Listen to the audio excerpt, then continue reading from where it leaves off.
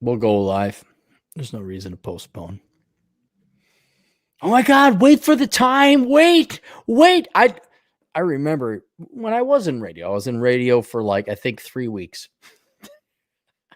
I had this, like, oh, I made it. Oh, hey, guy, I got a show. Holy cow. And I didn't realize it was just a bunch of boomer fucks. And they're like, hey, you got a show. Oh, wow. You all think like media, like, you know, the weather girl. Let's take the weather girl, for example, or the weather guy. It doesn't matter. You all think, oh, they made it. No, you'd be shocked how skewed and asymptotic the payment is. Like, if you are Paul Majors, now a lot of you don't know who Paul Majors is, but Paul Majors was the man. He had the gray hair. Like, this guy could just walk in and say, I'd like to be the CEO of the Fortune 100 company. And you'd be like, yes, Paul Majors will make you the CEO of the Fortune, because he had the hair. He had that gray peppered hair. He's a good looking guy. And he was the major anchor in the Twin Cities for a while. Well, he was such a good looking dude with such the right amount of hair. He got poached by Los Angeles.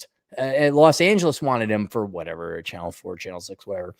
And he went out there. He had the hair and everything. Well, you're not that guy. The vast majority of people, the weather girl, I bet you the average weather girl, no matter how cute, only makes about 50 grand a year.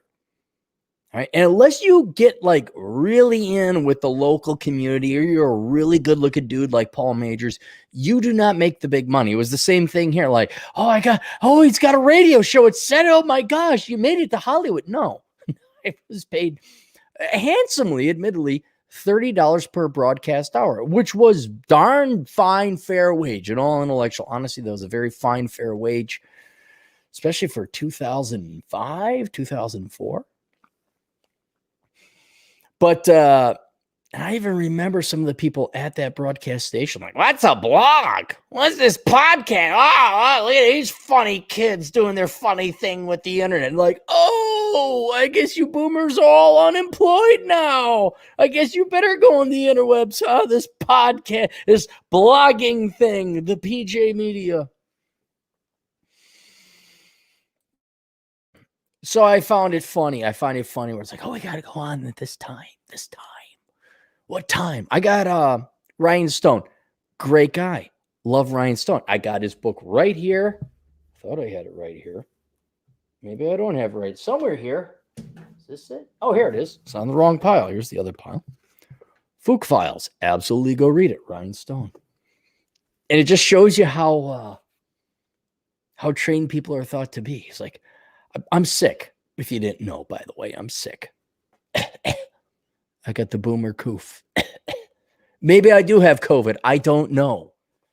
It seemed like a regular cold to me, and I'm like, oh, okay, I'm back. And I laid low for the past 72 hours.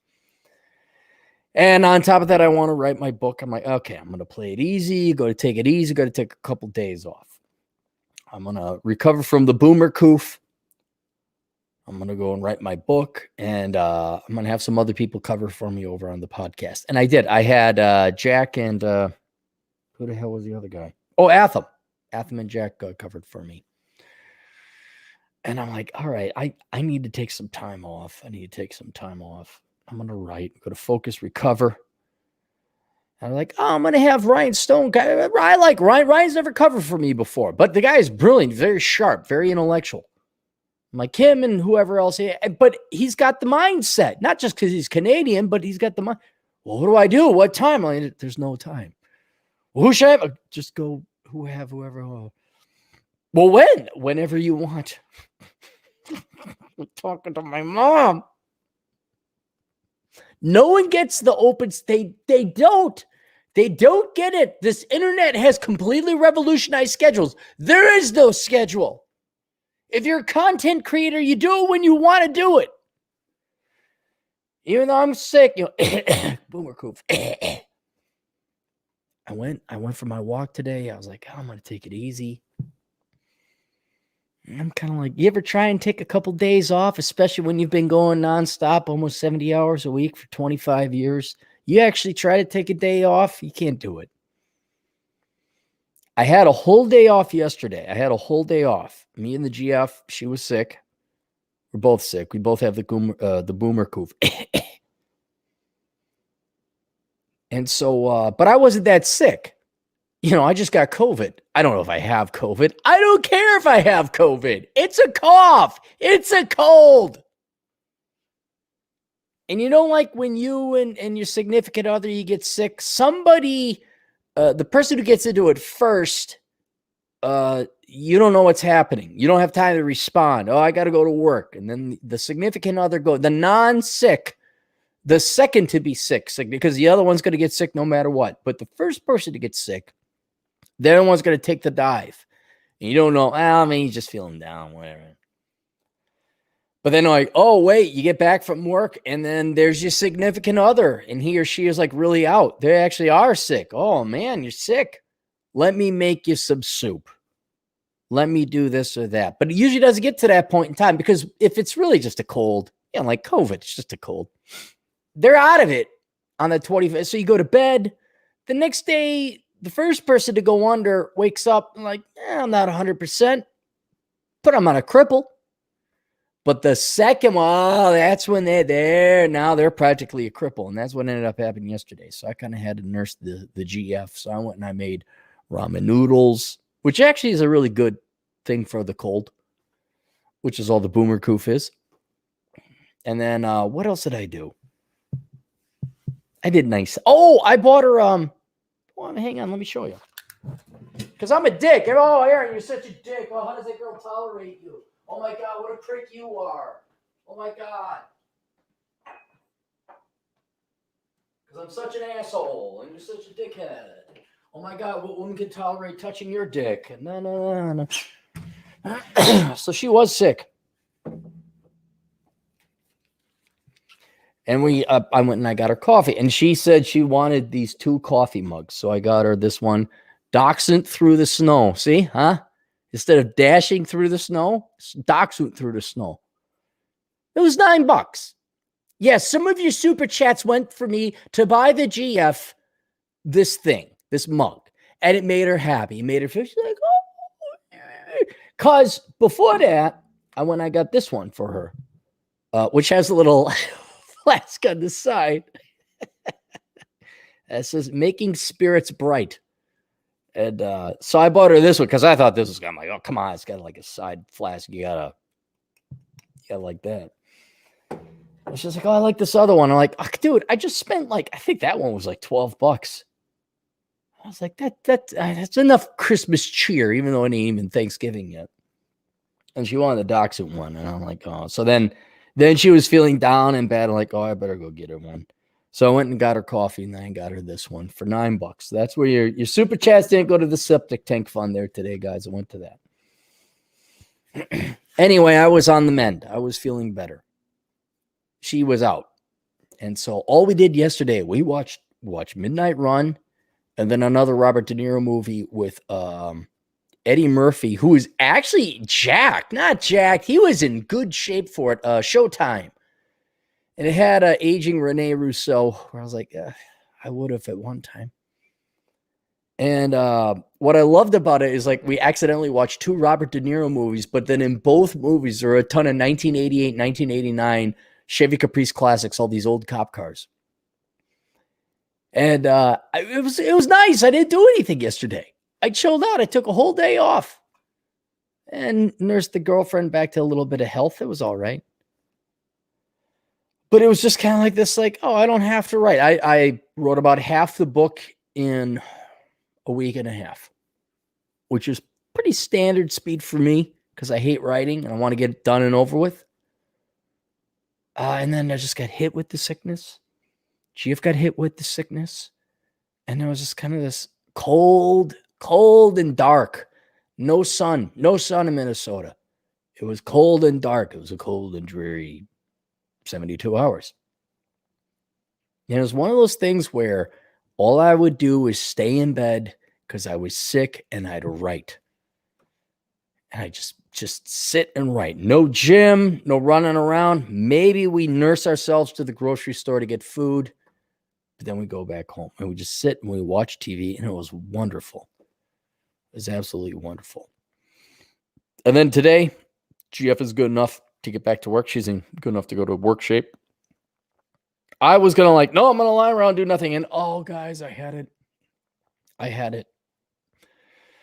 I woke up at about 6:30 this morning, and I was like, I gotta, and this, when you get old, it's like you got your morning poo. If you're a regular man, you got your morning poo. I didn't even have coffee yet. I was like, okay, I gotta take my morning poo. So I took my morning poo. Usually by that time you're up. I said, no, screw this. I want to take another day off. I've worked hard enough. I don't need to work. I've outsourced it. I'm still a little bit of a sick. I got a little bit of the boomer coof. So I'm going to take it easy. I took 2 more melatonin pills. Out. Oh, and I slept till 10:30 in the morning. It was wonderful. Just wonderful. And I got up, and I got a little bit. It's just hanging a little bit. Just hanging a little. Still got a little of the boomer coof. But I was like, I went for a walk. And the sun went away, and it got cold. And I was like, I want to outsource it. I want to maintain. I want to sleep. I want to do nothing. I want to have no guilt. And that was the key thing, is I had no guilt. I was right at the precipice. This was like this huge psychological breakthrough. Like the saint, the spirit of Jordan Peterson was right next to me. Like, you could go, you could relax, you could have, you don't have to feel guilty. You can have free time. Take 2 whole days off, watching movies, doing nothing with your boomer coof. I said, I don't have to. I slept till what? 10:30. I had some notes on a piece of paper I wrote, and I transferred that to the laptop on chapter 7 of Analyzing the ROI of the Pursuit of Women, which will be coming out, I'm pretty confident, in time for Christmas. And I was like, I don't want to do anything. I don't want to do nothing. Play some Call of Duty, do nothing. New one came out, by the way, today, I think, or yesterday, 2 days ago. I'm going to outsource. Everything's my day. Outsource. And then the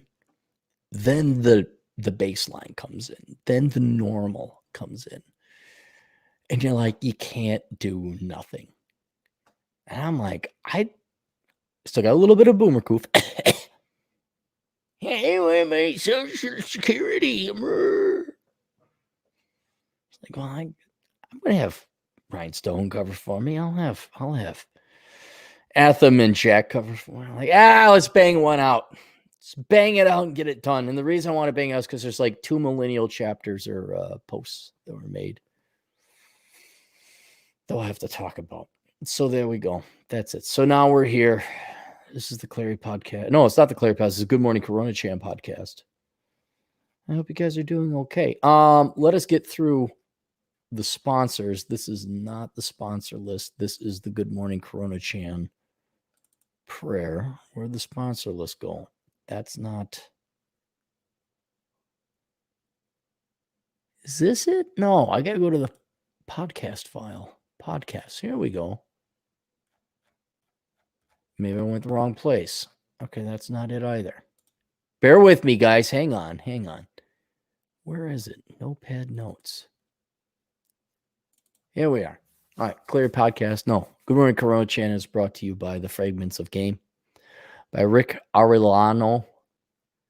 Fragments of Game. The Fragments of Game is around 120 pages long, starts by exploring seduction as an archaeological idea and pickup as an infinite game. Gives a few key points about the origins of pickup artists and narrates some personal events and brief how-tos in discovering and applying game. The central point of the book revolves around the ability to find the short-lived and the more permanent ideas on pickup, which we know is declining in popularity today. In general, one extra thing is to point out is the narrative avoids touching the leftist and activist forces of today. Instead, it goes too subtly by pointing out the right direction towards an old sense of game. So we got that there. We then also have The Path to Happiness, The Road to Freedom, written by Mike Seacrest. You can find this available on paperback, Kindle, and Audible. No, not Audible, on Amazon.com. If you guys need a narrator, let me know. I got a guy. Everyone's like, oh, will you promote it? I'm like, is it an audiobook? No. Well, then that just increased your cost for me to review it by $200. But why? Because I hate reading. But why? Because who likes reading? I don't know. Did you guys have this back in the communist days, even though it was the 80s, where you get a shoestring? This is what teachers came up with, by the way. Teachers. The ones that just... In Minecraft. All the things I would do to them in Minecraft. So you get a shoestring. And then for every book you read, you get a bead. Oh my goodness! So all these cocksucking fucks, these fucking conformist assholes, would read a book. And every time you read a book, you got a bead. And I think my bead had like two, or my shoestring necklace. You'd never turn it into a necklace. I think I had like 2 beads. And so I remember like on the 2nd grade, maybe it was, yearbook, these kids would have like a necklace full of beads. They read that many books because they're that much fucking non-thinking conformist pieces of shit. And some assholes even got a 2nd shoestring and filled that one up too, because you just can't read enough. By the way, if you guys want, just to let you know, if you're a reader, you're not an intellectual. You're consuming way too much of other people's thoughts and not developing your own. Right? If you're literate, there, boom, you're done. And I don't know how you don't become literate today. I don't know how you don't type. I don't know how you don't write. It's kind of like, well, it's all over the place. You'd imbue it. It would happen to you naturally, unless you're an illegal alien from Mexico. Oh, it's funny because it's true. But these people like, I read, what do you read as a 2nd grader? These books might as well have been a tome. They might have been, War and Peace by Dostoevsky. Is that the guy who wrote that? So anyway, I'd be like, I'm not reading that. I have shit to do. I was Calvin. Okay, Calvin and Hobbes. I had things to do. I enjoyed life. I didn't sit there summer reading. Oh, you fucking idiots. I'm going to read through a fucking book. Oh, my God. Oh, fuck outside or the enjoyment or the outdoor. I just want to live in my world of imagination. You create your own world reading through the power of books.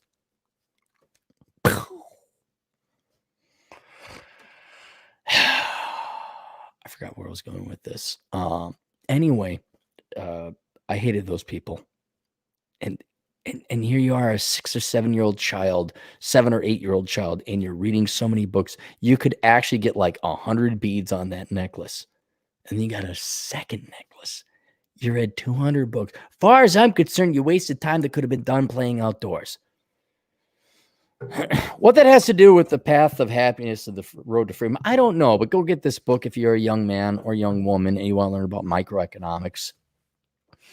And I do mean that in a very introductory way. That is not a book for any of you seasoned veterans who have the slightest bit of experience in economics or philosophy. This is a 101 book for college kids. Like, dude, man,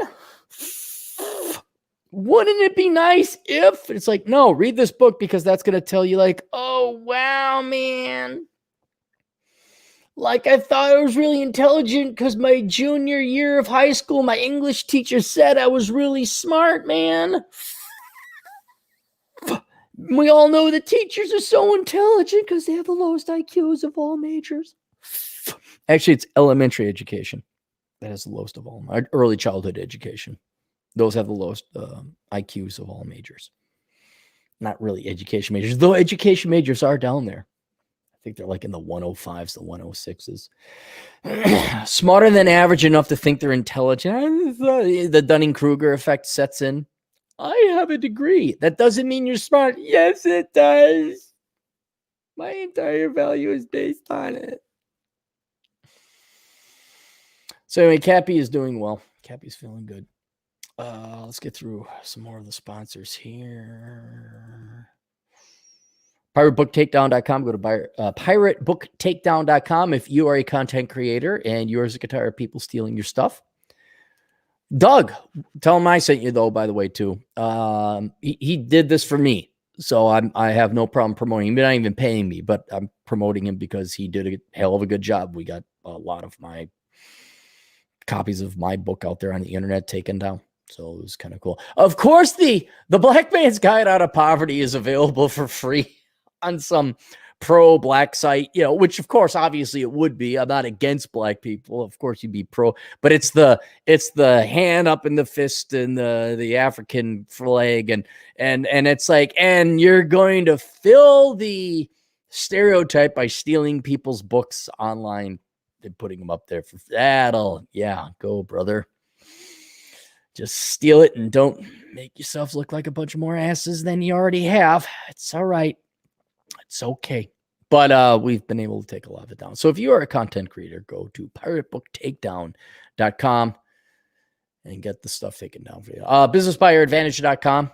Visit my buddy David Barnett at businessbuyeradvantage.com. Go there before you buy yourself a business. You're like, I want to buy a business. I want to go into a franchise. I always had a dream of running a restaurant. Contact him first, please, before you buy a business and start your own or get into a franchise. Thank you. And then if you'd also like to help out the show, you could go to subscribestar.com/Aaron Clary. That's my Subscribestar. All donations there go to the Septic Tank Fund. You can also go to olderbrother.com/Aaron Clary. I'm sorry, no, olderbrother.com/donate. And then you can see the 3 ways you can help out there. I'm not going to go into them. Everybody knows what they are anyway. Better Bachelor, go to YouTube. Check out Better Bachelor, Joker's channel. A daily dose of red pills over there. Turd Flinging Monkey, check him out on BitChute. Turd Flinging Monkey. He also has a book out called 13 Rules Not to Be a Fucking Cuck. It is an introductory book for any young man or woman, I guess. It doesn't want to be taken advantage of anymore. Like your parents taught you to obey and roll on your back. I think that's basically what every boomer has taught their children, is to roll on your back and expose your stomach and beg for forgiveness from the fates that be, instead of like grabbing a sword and fucking owning the fates. But you do what you want. 405media.com. Go to 405media.com. After you're done tuning into this podcast, you can tune into other people's podcasts.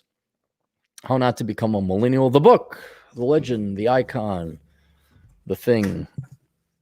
The paper is falling on the floor because I got too much work to do. Get the book, How Not to Become a Millennial. If you are a Gen Zer and you don't want to become like a millennial, because they're so successful now, right? We got 2 articles about millennials. 2 of them. It's great. It's me dancing. I'm doing my I told you so dance on the graves of people who aren't dead yet, but they might as well be. And they're called millennials. Because they knew so much 10 years ago. They're so intelligent. They know so much. I'm going to college, so I know everything okay. They're becoming Karens now. Like, the millennials are not that young anymore. They're pushing 40. They're not there yet. They're definitely mid-30s. And, like, it's over. Like, once you pass 34, marketing no longer cares about you. This is why you have Vicky Minaj or Bitchy the Vag, because she's Gen Z, and she'll be gone. Do you guys remember, she was hot. She was the hot thing for the millennials. What was her name? She was a Latina. And she was the hottest thing ever, and she is no more because it went bye-bye. Thanks to you millennials. The dawn of the millennials is over. The day of Gen Z is here. You're not hot. You're not young anymore. And besides which, everyone got their money out of you when you signed up for $120,000 in student loan debt. What's that like? They even want you for housing.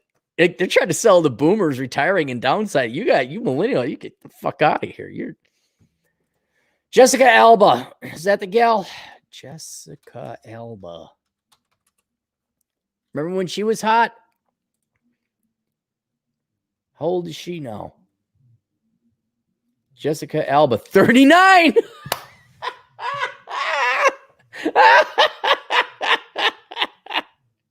Remember when she was hot, huh?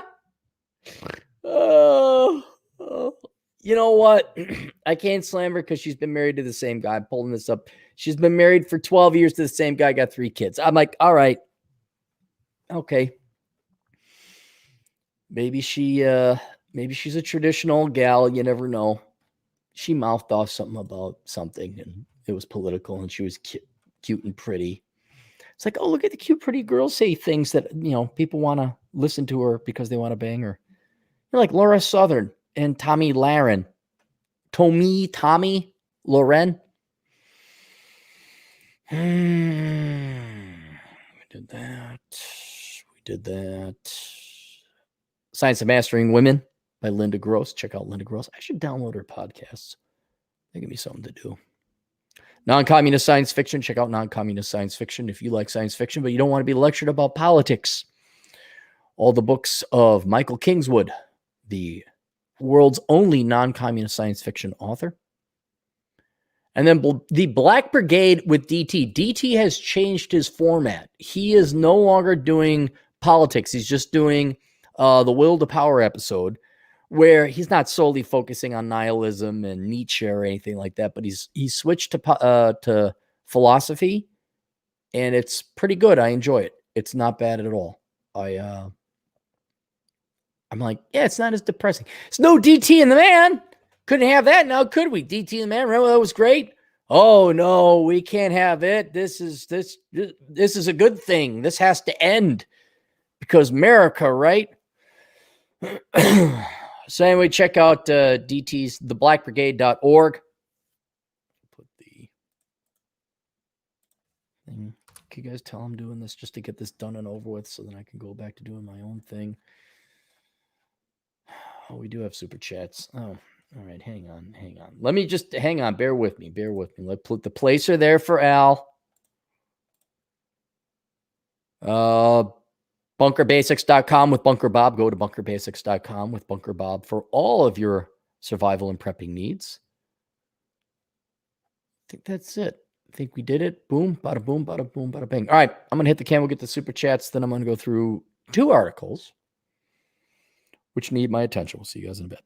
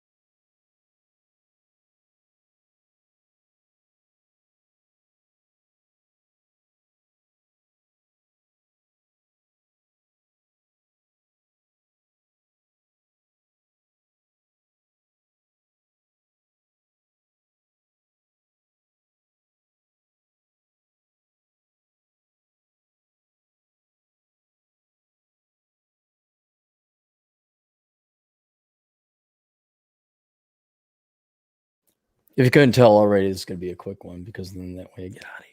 And then I can go back to doing nothing. Al, for $5, some people have the homeless man yelling and talking to themselves on the subway. Aaron Clary. Thanks, Al. I got to save that one somehow. That's... oh.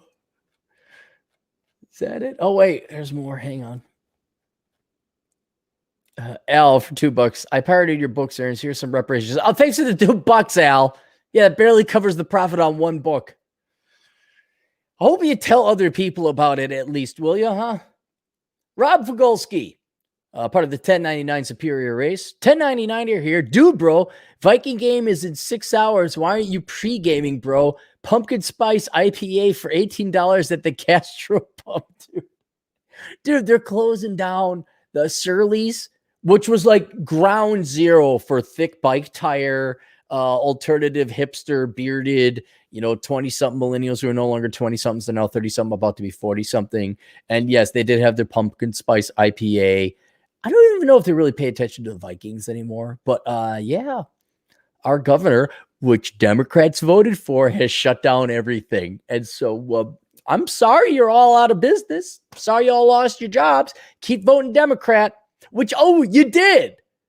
You did in this presidential election. I even remember reading an article about Minneapolitans, especially north side Minneapolis with black communities. They know they want to change. They just don't know how. So what did they do? What did the revolutionaries do? They voted for the other D, the other Democrat. And I wonder if it's going to be another soy boy millennial fuckwit from the suburbs like Jacob Fry, and I wonder if he's going to say, you need to have more talkies about the feelings and stuff, and all that. I wonder if Minneapolis is still going to be a shithole.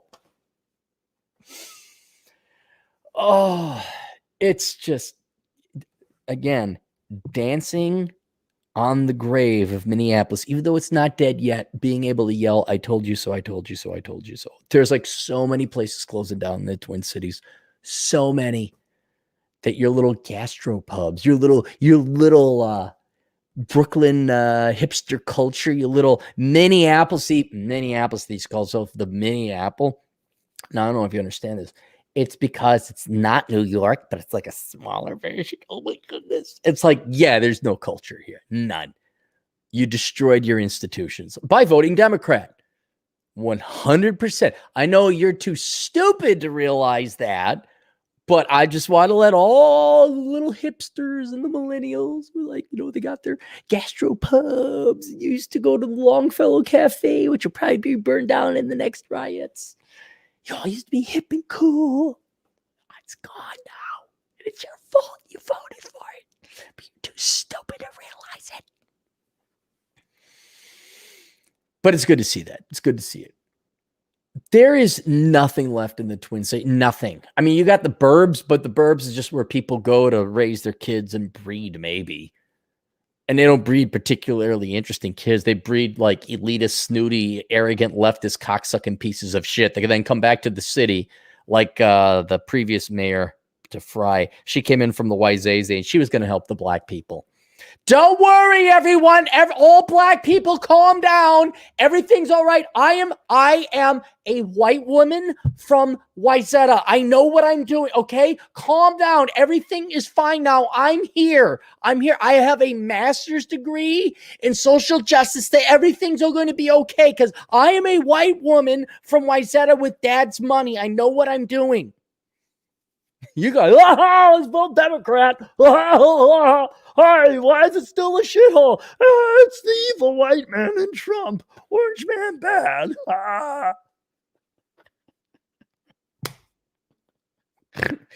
Yeah. You know what Minneapolis needs? More rich white liberal women from the suburbs. That's what they need. They need more of that. I do, man. I feel bad for the black people over in Minneapolis and St. Paul, East Side St. Paul. But you guys keep voting for it, so I don't know. I mean, the brothers are waking up, though. The black men are waking up. The black women aren't. They'll never, like, holy shit, they got, like, that heroin addiction to the fucking government check. Oh, man, they're like, they will sell anybody out for that. But the black dudes are waking up. I think the black men are waking up. Which you are welcome to join us here. And we'll all engage in jokes we'd like to, but we can't because liberal white women at YouTube would not appreciate our humor. Al, for $5, Biden is bailing us all out. I can't wait until they pay off my 100,000 degree in government budget management with a minor in squirrel asexual theory. I know they're gonna bail you out. I just will never hire if you are a liberal arts major, if you got a bailout, I'll just never hire you. I will do what I can to discriminate against you. I will. I'm going to do everything within my power to find out if you have taken my money to basically subsidize your egregious and privileged life of living a 4-year party disguised as a college education. And then to only vote to take more of my money. Well, you absolutely right. I'm going to discriminate against you. I'm going to discriminate against boomers. I'm going to discriminate against millennials and Gen Zers. I'd like to see what you're going to do here pretty soon. I want to see if you're going to like man up and woman up and actually like, no, we're going to support ourselves. No, we're not going to do that. The Temptress 5555. I think that's new guy or gal. $5 Australian. What am I doing wrong, Cappy? I still haven't met any of my coromances in real life. You're not going to. There's an increasing number of studies, if you could call them studies, where it's a very interesting tree diagram where from left to right, it'll start with number of messages sent on Tinder or Match or any one of these online dating apps or profiles. And then it breaks it down like a tree diagram, like no responses, which is the lion's share of them, matches, and then how many matches. So this one guy did 16,000 swipes and he got 4 dates. It is a shockingly low percent of women that are actually going to meet you in the real world. Temptress 5555. Your romances will never materialize. That happened to poor Elkins. Did he get screwed on that one? He got screwed. He did the right thing and was like helping out this gal who, how can I put it without giving it away? She had a bad thing befall her. And Chad was a good, where have all the good guys gone? Well, there was Chad Elkins who helped her out. Not financially. He was there in other capacities and means, which he didn't have to be. And guess what happened when it came to meet in person? I just want to move on. And all I want to say to her, I hope you're listening. I hope you watch the IT crowd. Hello! But don't get me started about North American womans. So yeah, you're not going to meet any girl from your romances. You will not meet them in person. Nope. You are there to give them entertainment and to sacrifice your mental health for their mental benefit. Okay. You're to give them internet attention so that they can make it through the great and merciful Coronachan times. And then if you actually thought you were going to meet this woman, you have plainly failed to assess your true role here, which was to simply give them attention during this time so they could get by. They were literally sucking the lifeblood out of you. Please wake up. ETC Shadow for $5. Roses are red, violets are blue. Coming next stream, more riddles for you. Oh God, no. Send them, email them to ET. I'm not against the math. I'm not against the math. It's just that I have to sit and think about it, and people don't want to watch me sit and think because there's not a lot of entertaining stuff. So email them to me. I'll take them. DJ Aftershock for $5. Dude, bro, when the COVID goes, we should hit up my boss's sweet pizzad on Ferndale Road so we can party like we did on Big Island, dude, bro. There was and DJ, you're savvy enough about the Twin Cities news. You probably knew about the Big Island hedge fund. It started up like I think 3-4 years ago, and all they did was they got a bunch of investors, and then the very next day, people saw them driving around in a brand new Maseratis and boats, and then that triggered an investigation. And I think in 48 hours from their launching their hedge fund, the feds or the state had already shut them down. Like the dumbest, stupid guy. I mean, I just want to see how douchey and dubrowy these guys were. I mean, I don't even think they went to the Carlson School of Management. Heaven help them now have gone to Hamlin, you know? Oh, yeah, Big Island. Eric Burns Marshall, $5. Target has battered wife syndrome when it comes to BLM. Target and the people that shot at Target, it's a cult. I know Target is a nationwide. You guys all have Target. You all know Target, but you understand it's headquartered in Minneapolis, Twin Cities, and the white womans of the suburbs of the Twin Cities just cannot shop at Target enough. And Target itself is so soaking wet with hatred of whites and hatred of peen-eyed people. And they cannot virtue signal enough. And then the white womans of the suburbs love going to Target. Like, oh my God, I'm helping. 5% of their pre-tax earnings go to help a charity, which Target has done, admittedly, this entire time, even before they went woke. I just want to point out they still have to donate money to that charity because they never solved the problem. And thus, it's a complete waste of time to donate to charity because you have never solved the problem. Never. And so Target, I would say it ranks up there with Gillette, Procter & Gamble. Don't shop at Target. Just don't shop at Target. But they have such nice things. Romar Igco, $5. Cappy ties. Shalom, Mr. Celery. Shalom. Hey, you part of the tribe? You one of us? You one of my peeps? Even though I'm like only a quarter of the peeps. M2PG4, $5. So did you catch the Kung Flu? Also thoughts on the 95% Moderna vaccine. I have a cold. You know what? The symptoms sound just like COVID. I had like a little bit of an ache. And then I had a little bit of a slight headache. It was more of an annoyance. And then I've had this cold and this cough. And now I'm on the mend. Yesterday was when you started coughing up those big chunks of phlegm, like you're really you're beating that cold when you're hacking up those chunks of phlegm. You're like, there it is. I got that one out. And you know you got that cold on the ropes. Obviously, I'm feeling better. So I don't know. Did I? Maybe. I'm not going to go get tested. I'm not going to go, what? And I got to quarantine myself for 2 weeks? Fuck you, Nazis. Go fuck yourselves. No, I'm not getting on the cattle car. I had a cold. That's what it was. That's what it is. And except for yesterday, which I did take off, the day before I went for a 1.5 mile walk on the treadmill. The day before that, I went for a 2-mile walk. And today I went for a 1.5 mile walk.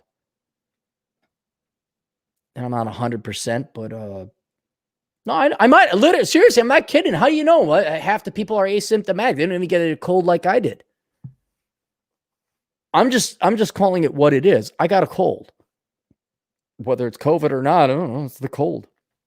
It was a pretty weak ass cold. I've had worse colds than that. When you get the green phlegm, that's the worst. When you get a green phlegm cold, you cover it. You're like, oh God, look at that. That green gray phlegm. Oh, that's a bad cold. Joseph Jones, $5. Early childhood special development disabilities, juvie criminal justice studies, and a minor in left-handed puppetry. Please interview Turd Flinging Monkey or AMS. Who's AMS? I have talked to Turd Flinging Monkey. One of these days we will have each other on the show. It's just, you know how it goes. Everyone's busy. Be strong, $2. Why are almost all female bosses unattractive? I know about that. I mean, to be perfectly honest, I've had half female bosses, and they're no better or worse than the male bosses. I'll be intellectually honest. Now, a lot of that had to do with banking. Everybody was a scumbag. I've had they weren't ugly. I mean, I know it's anecdotal. I don't really survey it. And when's the last time I worked for somebody? I don't know. Do the female bosses today look good? I'd even speculate they're probably better looking than average, because if you're, empowered female girl boss, at least you're working hard. I mean, you all may hate Sheryl Sandberg, but she's the type to work out. She's the type to work hard, whatever disagreement you might have with her politically. But yeah, I've had, they're all older than me too. So, I mean, how attractive can you get if you're an older woman? Just being honest. Yes, $5. Seriously, y'all missing out on old school shaving. Save serious money, better quality, and actually support small businesses. I get the cheap razors. Bic. I go with Bic. I don't go with Gillette. I think that's it. All right, cool. Hang on. Let's do this. From Bustle, which isn't a real website, but the data is interesting. Here's how many hours we really spend on dating apps per week versus what experts recommend. All right, this is from Christine Felazarn. If you look her up, she's a nobody. I didn't look her up. You just don't have to. And this is from January 31st, 2018. I came across this doing my research for analyzing the ROI of the pursuit of women. I'm just shocked how much time y'all are wasting on online sites. Trying to find the one on a dating app can take some serious time and effort. How much time, you ask? It might surprise you to find out the millennials spend 10 hours a week on dating apps, according to a new survey. But do we really need that much time to be successful? Dating app Badoo recently surveyed its database of 370 million users worldwide to discover how much time people really dedicated to dating apps. On average, people spend about 90 minutes a day online dating, And men tend to spend more time swiping on apps than women do, 89 minutes versus 79 minutes a day. Okay, so men, you are spending 89 minutes a day swiping.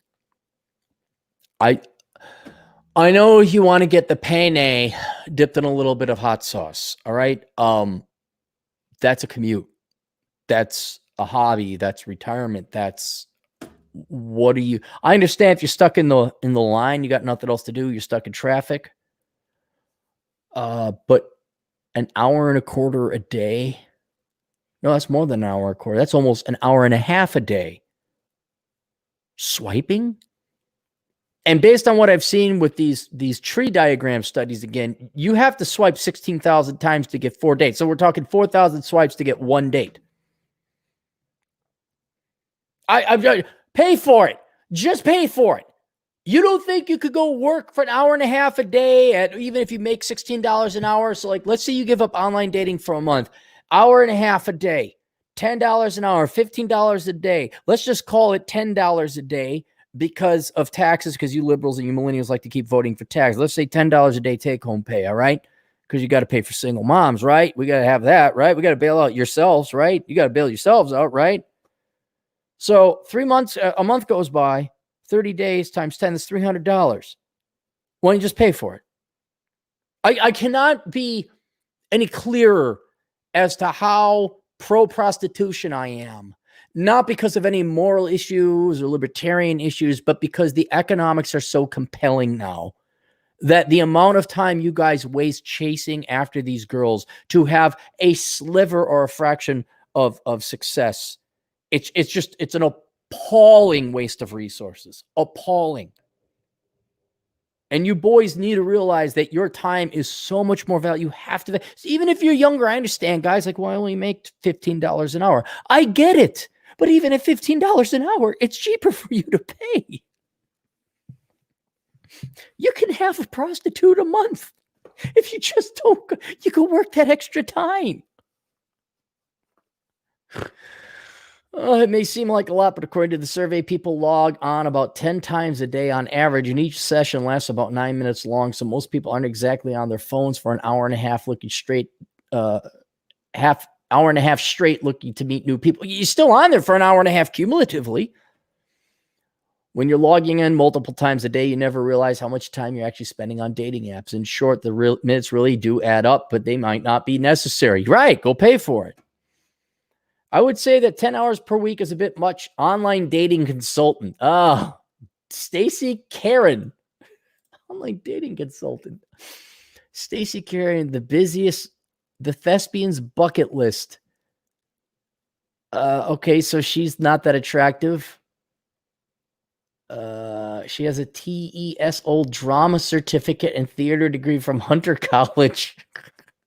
Why are you working in theater, Stacy? Why are you a dating coach? Like, you should be in theater, right? Because you made you're just trying to remake yourself. Contact books. I just want to see if she's a best-selling author. The Thespians. Buy now on Amazon. What's the rating on this one here, sweetheart? Oh, really? You got your degree in theater, so you wrote a book about, 49 ratings. That's not bad. I take it back. That's okay. This is impressive. Impressive. It's selling. Okay, maybe she does have hustle. I apologetically rescind my cynicism. You're the first gal to actually have a book that's selling. I still don't think she makes enough of money to live as a dating consultant. Just me. If you genuinely enjoy the process of online dating, it might be okay for you to spend more time on them. However, if you regularly get frustrated or upset by the process, no guy ever does that. Karen suggests cutting down your usage to prevent date app burnout. I've seen many people make the mistake of spending hours at a time on dating sites, but this can also be counterproductive. Karen says, the only thing you need to be successful is consistency and patience. Guys, just get off the damn dating. Bumble maybe, but get off those damn dating apps. If spending 90 minutes a day on a dating app is too much, how much should you actually be spending on it? Of course, it may depend on what you're looking for, but generally, here's what dating experts. She doesn't have a degree in dating. She has a degree in theater. So I'm kind of wondering what process, what procedure did she go through to become a self-certified dating expert? 1, no more than 10 to 15 minutes a day. 2, 30 minutes per day, several days a week. 3, 30 minutes. Okay, so you're just putting random time limits. 3 to 4 hours a week. Okay, look, guys, I'm not gonna. There was no studies that went into this. All right, guys. Women are an incredible waste of time, right? I'm not fully done with research and the numbers on analyzing the ROI of the pursuit of women, but the numbers are an appalling waste of time. The billions of male wives that have been wasted chasing women at a huge cost, both opportunity and literal financial. It's just got to end. It has to end. But online dating, when you go through these sites and these articles and they're on Reddit, and I admit it's anecdotal, but when you are spending 16,000 swipes, which, let's just assume it's a second a swipe, you're talking hundreds of hours, guys, hundreds, to get 4 dates. And they're not going to, and it's just insulting where you see these these diagrams where the number of dates they got, the number of women that canceled or flaked or stood them up was about half. Fuck you, women. No, seriously, just fuck you. Fuck you. Fuck you. Fuck you. And fuck you some more. Half the women lie. And string you along. And they think it's all funny. And it's, I just didn't feel it. No. Fuck you. You lying sacks of shit. Now, there's other things to do in life, guys. It's not like this is a costless, you're stuck in traffic or you're stuck in the line. But my fucking God, guys, stop spending 90 minutes a day chasing tail on the internet when the success rates are horrifically low. Better Bachelor, Joker did an article or a video on one of these where it's a fraction. It's just stop wasting your time. You don't get any more of it back. God, you're forced by law to waste about 13 years of your youth in K through 12 education. Then you're more or less forced by the Karens and the HR profession of the world to go at least spend another 4 years in school. All this time you're wasting, get some of it back. Do not waste any more, let alone an hour and a half a day chasing after girls who are not going to go out with you. But they got 4. No, guys. 4 out of 16,000. 4. It wasn't 60. It was like 16,300. Just stop it. Just go read a book. Go jerk off to porn. Go play pickup sticks. Go do it. Go for a walk. There is so much other stuff to do with that time. That is a huge investment. And if you think about it, 16 hours a day up, that's what, 10% of your life? Every day you're wasting on online dating? Knock it off.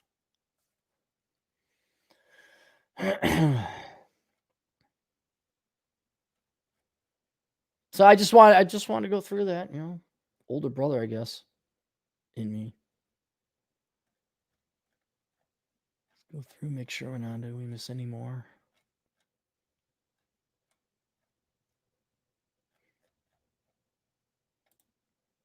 Arcadia Itkin, our Ashkenazi agent Jewish in the field. Wait till all the sheep with potential comorbidities rushes to get a vaccine and then get really sick and die from it. I don't care. It's another thing. I do hope I have. The only reason I want to go get tested for it is because then if I have it, I'm like, I'm Superman. I'm immune. But I was so losing sleep over, like, are you worried? No. What, not even one in a 5,000 chance I'm going to die? 0.02% chance? Also from our Ashkenazi agent, Jewish agent in the field, $5. What if those tyrants condition air travel on getting vaccinated? Will there be any pushbacks from the zombies? No, I think that most people would be brainwashed, like, I should get it because the government said so. Arcade, come on, man. I mean, Bell Distribution, there's so few people like you, me, other people to tune in here. People are going to line up. They're going to line up. Did you know, Mad? $2 Canadian. Do you still want email success stories, Danny? Yeah, I do. There was a guy, there weren't a lot of them, but I do want to hear. I know there's good things that happen. We could use some good news. Arcadia again for $5. Do younger people even get to experience the anxiety and excitement of going on a first date like previous generations who met in real life did? No, I don't think so, man. I kind of miss that. Not because I don't date anymore, but there was that giddiness where it's like, okay, you got to ask that girl out in person from zero to getting laid or not. But you had to like go up to the girl.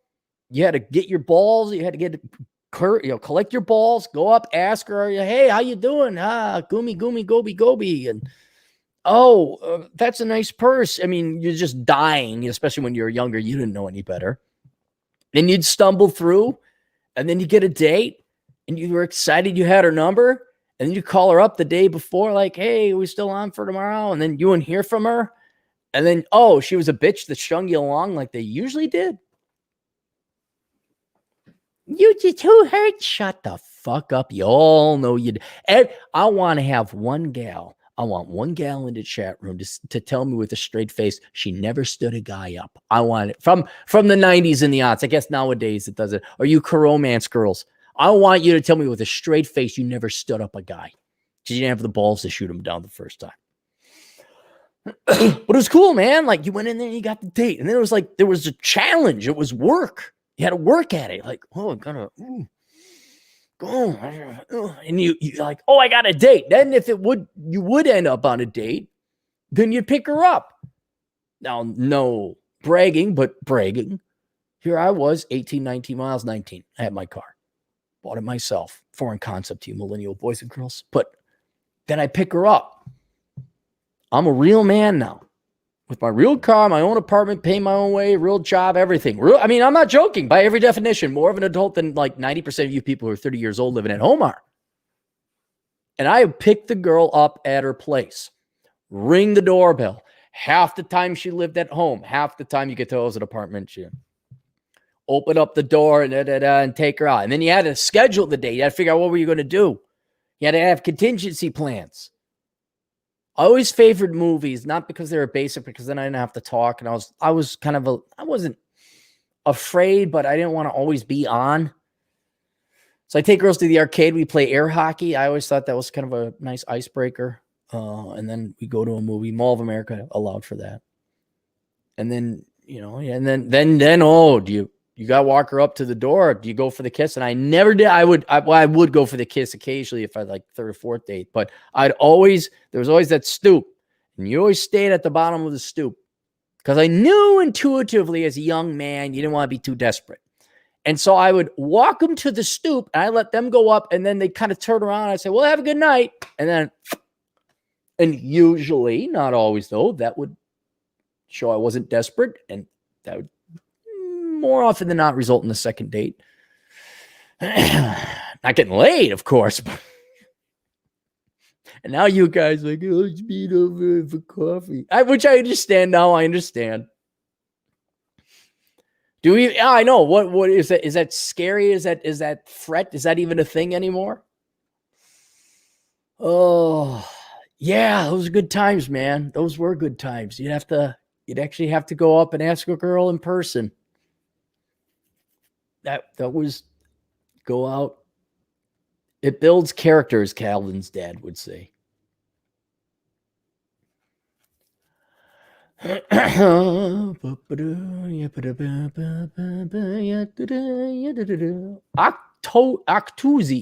for $5. He doesn't say anything. Well, thank you, Octuzi. $5. That'll go towards it. Who's this guy? Chad Elkins. $2. Sometimes they have problem handling the dating apps. Yes. There should be guys that just like, no, I don't do dating apps. I ask you out in person. You guys should just do it. Because that's the problem I'm facing now doing this analysis, ROI pursuit of women is, well, the pursuit has changed now. Now everything's online. And you got to swipe thousands of times to get one date. Literally. Whereas in the olden days, it was more personal if you're asking the girl out in person. So it's like, all right, you're going to ask her out in person, you're going to ask her out online. Online, the girls are just like sucking the attention out of you. That's it. They have no intentions of dating. None of them. Oh, 4 out of 16,000. I'm sorry.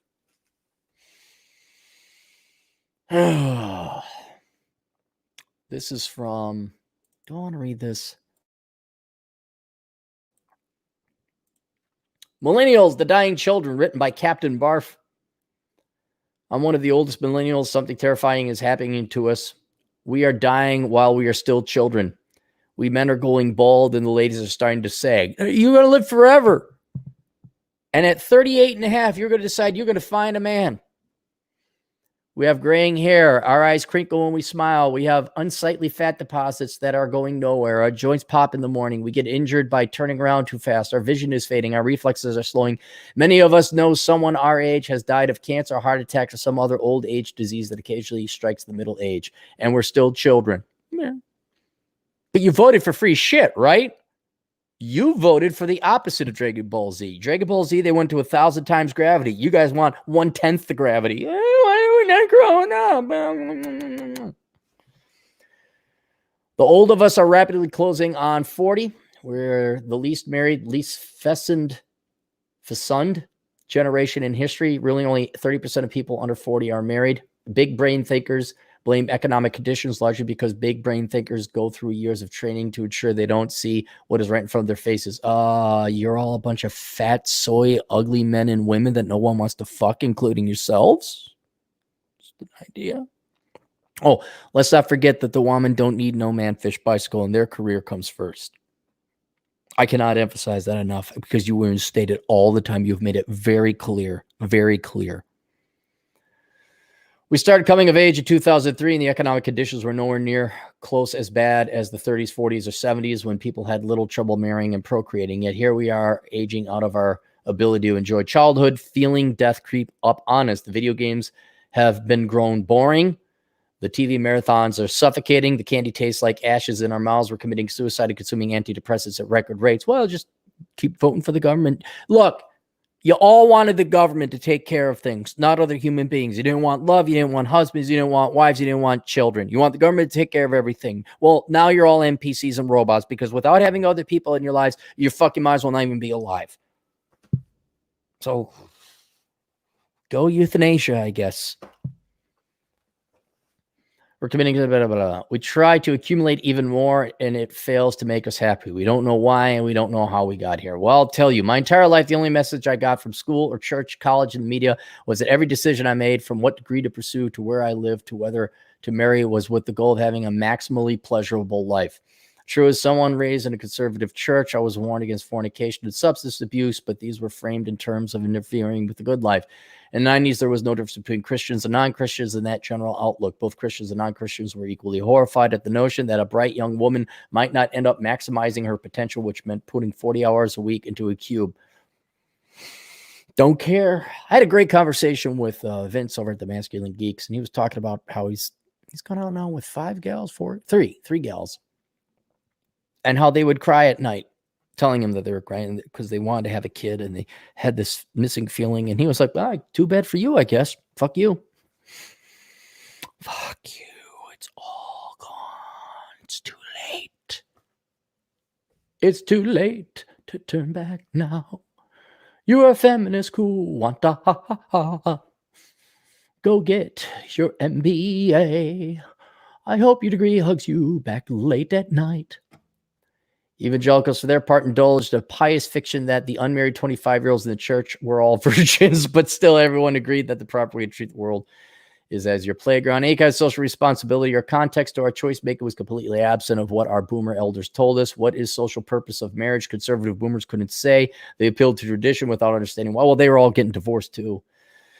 Biblical, boo. It's a good, interesting article. It's lengthy, and I also want to get out of here. And I don't care about you, millennials. I really don't. Sorry, guys. Sorry. I do appreciate Captain Barf writing a very good article. Check it out. Millennials the dying children. Check it out. This is again the grave I'm dancing on top of, singing my I told you so dance. You millennials thought you knew so much. Why you such cucks? Hey, go get an MBA and your MPA, you stupid bitch.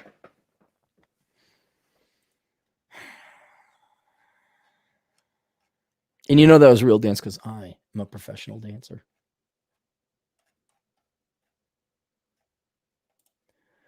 How would you have invested? And if you're 25 again, I would have invested outside of the Twin Cities. I would have never bought my house in the Twin Cities. I guess Bitcoin, Apple, in hindsight, sure. Yeah. But more realistically, I would not have gotten housing in Minnesota. I would not have gotten housing in a place where it snows. I would not have bought housing in a state that has state income taxes, and I would not have bought in a major metro area. I would have done things so much differently. Bacon at thegoddamnbacon.com. Someone say dating app, Tinder for FT winning. No.